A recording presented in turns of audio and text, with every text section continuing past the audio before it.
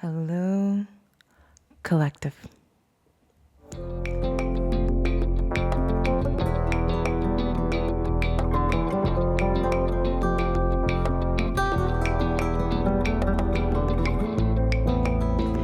My name is Kristen Simone Hansen, and this is Home of the Houses.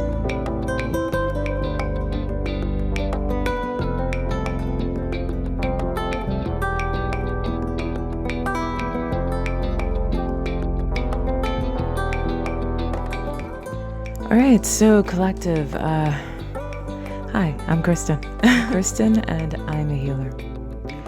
In this video, you are going to get a full rundown of this big energy that is taking place for the remainder of the 9-year, and how it affects you and your placements. If at any point in this video you feel connected to me and would like to become a client of mine, you can do so by joining this link here and also in the bio. I welcome you. And if you would like to know what my clients are saying about me and my client circle, you can also follow this link to my Trustpilot as well. And as you all know, I am a global citizen. And so if you have not already, please let me know where you're listening from in the comments and we can all connect and be a strong collective. Now, with all that being said, let's get into this. So collective, hi, how are you? So here we are when it comes to this intense energy for the remainder of the 9-year. Now, number one, the 9-year is the year of finality. It's the year of the big finish. And we are at an intersection of a Pluto transit shift. We are at the beginning of an age, all in Aquarius, both in Aquarius. We are at the beginning of a Saturn shift. We've just moved into Cancer and Jupiter, and this video is going to be mostly rooted around the Cancer Jupiter and the Chiron in Aries transit. Now, the Chiron in Aries is the most important thing, I think, to keep in mind here, because Chiron moves out of Aries next year, June of next year. We're finally going into Taurus and Chiron, which is going to be a very different energy. Obviously, with its highs and lows, the scariest parts of Chiron being in Taurus is people being robbed of basic necessities. But we aren't going to go into that animal time. But it can be very beautiful and very positive in other ways. Now, bringing it back to the I am presence of Aries being in Chiron, the divine is putting us through our last drum roll when it comes to this energy. So all of this identity stuff we've been going through since 2019, these identity politics that we see going on in our society and the way this is navigating in our society, the way in which everyone is trying to figure out who it is that they are, what do they represent, what are their pronouns, who do they want to be in the world, who do they want to love, what are their politics, what are their belief systems, what kind of food do they eat, all of this changing around this. And who are we in comparison to our family of origin, our culture of origin, and where is our freedom? Remember, freedom being the name of the game here because of the way in which we have transitioned into Aquarius.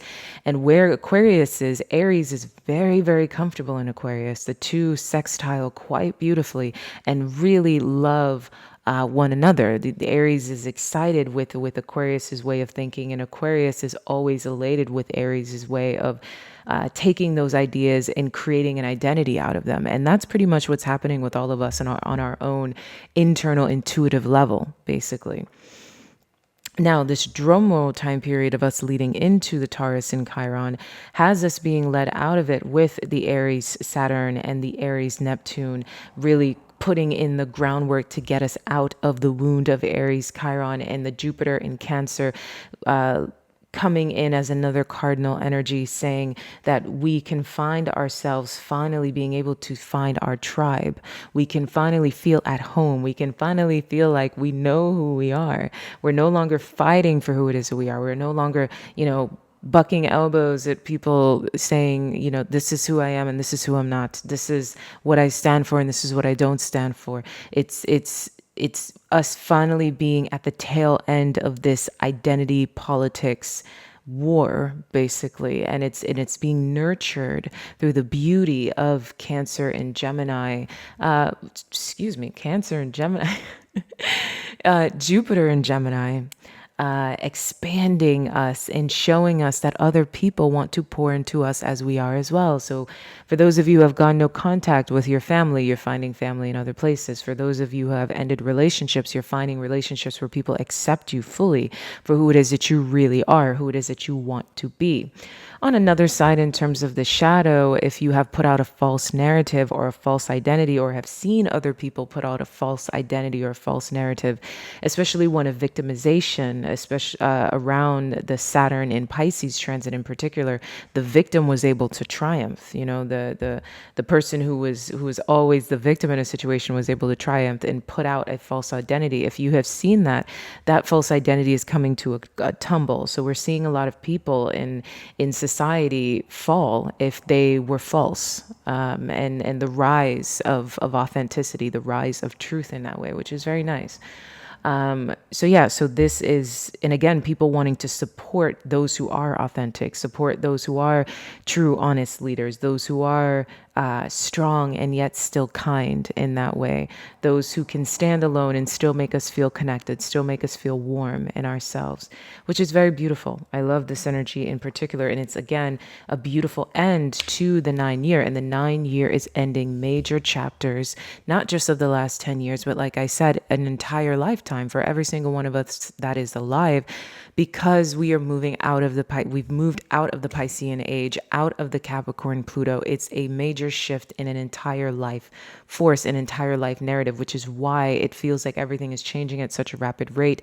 You are changing at such a rapid rate. It's important to understand that Aquarius moves quickly. Aquarius moves fast through the energetic field. This is air energy. Things do move quicker. It's not like when Capricorn was in Pluto and Pisces was still the age that we were in, where everything moved very slowly, felt like molasses moving through the sky. This is a very different energy. Society wants to shift, and it wants to shift fast. It wants to shift now. Bashar references, and it wants to shift quickly, you know? So that's a part of the thing that we're going through there. And again, the beautiful energy that is coming from Cancer, guiding us and leading us into this. Now, one of the biggest things that we're going to see happen when it comes to the remainder of the 9-year is emotional growth, major emotional growth. And now this emotional growth is not coming from a cliche place, a surface level place. This is the kind of emotional growth that comes with grit.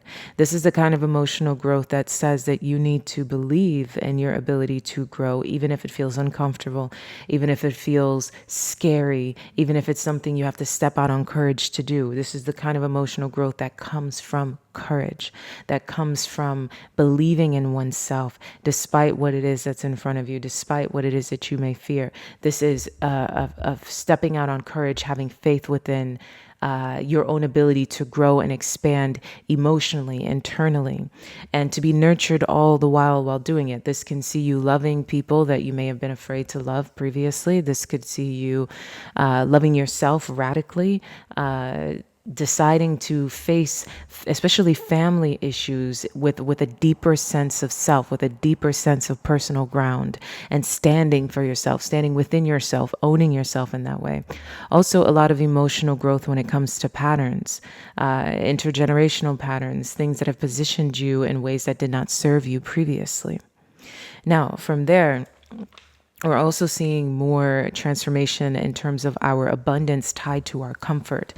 As we accept ourselves more, we don't want to be uncomfortable anymore. We don't want to be in positions or be around people in situations that make us feel uncomfortable, that make us feel like we're not good enough as we are, like there's something wrong with us, like we need to be something different. That energy changes, that energy shifts. It's a desire to be more authentically who we are, more authentically ourselves, without resistance. And there is this kindness, this nurturing that's happening, most importantly inside of us, and then with the people around us, because we are owning more of that authenticity. We're owning more of that truth. And again, I just can't help but say, if you are looking out into society, we are watching leaders fall if they have been untrue. And we are watching those who have been true, could have been silenced, could have been humbled in the past, getting a lot of support behind them because of their authenticity. Now, from there, there's also a big increase in security in relationships and a prioritization of security in relationships, especially for those of you who have been in long-term relationships, who have been going through trying times with each other. Those of you who made it through to 2022, which was the year that was pretty much made to break a lot of relationships. If you have made it for this entire time period, there's a bond strengthening. You're feeling tighter. You're feeling closer. You're feeling like, that's over now. We got through that. We did it. We did it. You know, as a team, as a unit, we did it. We got through it. And it's this feeling that things are starting over, that you're getting a second chance and a deepening a bond with each other that, again, is more authentic. The courage to be true to who you really are and not holding on to the facades of who you are not. And like I said, this is ending patterns generationally. So if you were seeing this in your parents' relationship or your society's relationship, that comes to an end. If you feel like you were raised in a more inauthentic environment, you're resting in authenticity, wanting to put an end to old generational patterns or societal patterns as well. Another thing as well is there's an increase in compassion throughout the rest of the 9-year. And it's, again, compassion with courage. So the things that take courage to be compassionate about. In simple terms, that person that you didn't want to forgive, you will find freedom, growth, and healing when you do forgive. You'll be able to put behind you big, old stories that some say could have always lingered. There's a certain level of personal empowerment that you have to end a book, to close a book and say, you know what? It was meant to be as it was, and it's time to begin anew. It's time to, it's a subconscious thing happening inside of all of us that says it's time to let go. I want to let go. I want to feel released from this. And the more compassion you feel, the more compassion you allow, the more you'll realize you can put things to rest. When you're no longer dwelling on what happened in the past and you can release it, you're going to feel better about it, especially as the 9-year transitions out. And it takes courage to love. It takes courage to feel forgiveness even when you do not want to. I will wrap up here by saying, or I will continue here with saying, the biggest thing about the rest of this year is grit, honestly. And I think I mentioned it before, but it's not the kind of grit that is just rooted in you fighting the outside world, but you're fighting yourself. It's internal. Okay, and remember, I'm a healer, so I focus on what we need to do to heal. Okay, I'm not focused on political wars or anything like that. Everything, I'm focused on individual consciousness versus the collective, bigger, worldly stuff. What is going on inside is you needing to reclaim your authentic truth and realize that letting go is actually what it is that you need to do. So freedom is found in fear, which is, strange in a way, because we say, I need to ignore fear, but you need to feel the fear. As they say, feel the fear and do it anyway, right? There's something really powerful about feeling your fear, identifying your fear, understanding your fear, addressing your fear, moving through your fear. And it's not about other people. It's about identifying that it's in you. If you think the war is out there, it is a lie. The war is inside. And that is the biggest revelation that happens during the remainder of the 9-year. It is not outside, it is inside. You need to have the courage to understand that all that you desire in terms of having emotional relief, or emotional release, feeling good within your own skin, happens when you let go of dwelling on the past, when you accept yourself fully. No one can hurt you if you are good in yourself. The wound doesn't have to bleed if it's already sewed shut. But you're the only one that has the power to do so. claiming the identity, claiming the self. And most importantly, there are other people. Our relationships are being nurtured at a high degree. So whoever you feel like doesn't accept you, there's a whole group of people waiting to love you. There's nurturing around all of us. There's a desire for us to be nurtured.